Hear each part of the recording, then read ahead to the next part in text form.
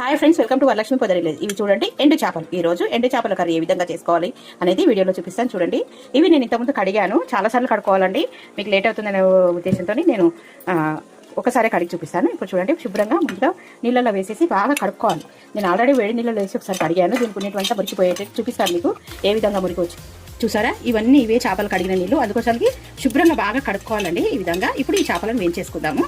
చాలా బాగుంటుంది ఎండు చేపల కర్రీ, చపాతీకి అన్నంలోకి బాగుంటుంది. ఇప్పుడు ఇవన్నీ శుభ్రంగా కడిగి వేయించేసుకుందాం.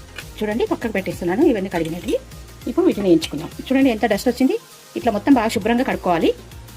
ఉల్లిపాయలు, టొమాటోలు, అల్లం వెల్లుల్లి పేస్ట్, కొత్తిమీర, కరివేపాకు, ఉప్పు, కారం, ధనియాల పొడి, గరం మసాలా, అంతే చాలా బాగుంటుంది. చేసేసుకుందాం. ముందుగా స్టవ్ మీద బాండి పెట్టుకొని అందులో ఆయిల్ వేసి ఈ చేపలు వేసి వేయించుకుందాం. సరే, అది వేసి తీసుకుందాం.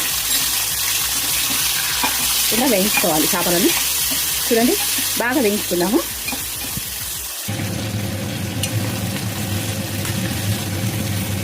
ఇప్పుడు వేగిపోయినాయి, తీసి పక్కన పెట్టేసుకుందాం.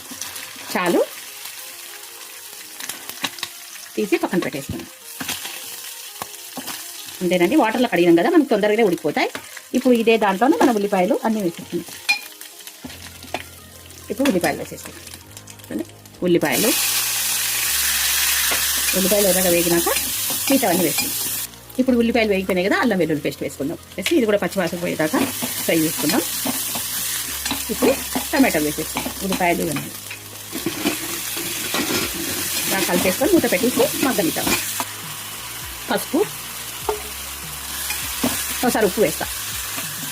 ఉప్పు చూసి వేసుకుందాం, ఎందుకంటే ఆల్రెడీ ఉప్పు చేప కదా, ఉప్పు చేపల్లో ఉంటుంది ఉప్పు, అందుకో కొంచెమే వేసుకొని కలిపి. తర్వాత కారం చూసేసుకుందాం. ఇప్పుడు ఒకసారి కలిపేసుకుందాం ఇదంతా. ఇప్పుడు దీంట్లో కొద్దిగా ధనియాల పొడి, కొత్తిమీర, ఎల్లిపాయ వేసి దంచుకున్న మసాలా పేస్ట్ ఇది వేసి కలుపుకొని ఒకసారి కొద్దిగా వాటర్ పోసుకుందాం.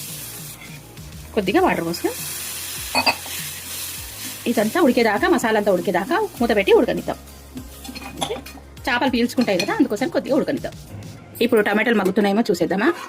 వావ్, చూడండి టమాటాలు మగ్గుతున్నాయి కదా. ఈ టైంలోనే మనం ఇప్పుడు వేయించుకున్న ఉప్పు చేపలను వేసేద్దాం. ఇవన్నీ దించేటప్పుడు కొత్తిమీర వేసి దించేసుకుంటే అన్నంలోకి, చపాతీకైనా, దేంట్లోకైనా సూపర్గా ఉంటే ఉప్పు చేపల టొమాటో కర్రీ ఎంత బాగుంటుందో తెలుసా. ఒకసారి మూత పెట్టేసి మగ్గించుకుందాం.